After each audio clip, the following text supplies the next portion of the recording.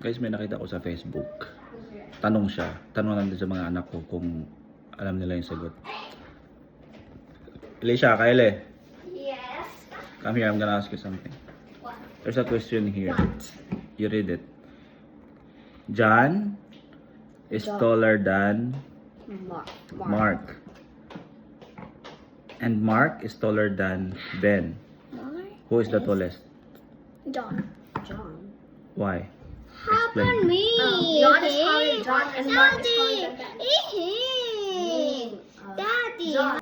John is taller than Mark and Mark is taller than Ben. John is taller than Mark.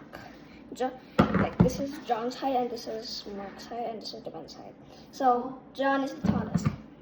Are you sure with your Yeah. answer? Okay, sige. Okay, what about you? Because John is taller than Mark, and Mark is taller than Ben, meaning Ben cannot be any taller than John. So John's the tallest. Are you sure? Yes. Okay. Anong sagot niyo?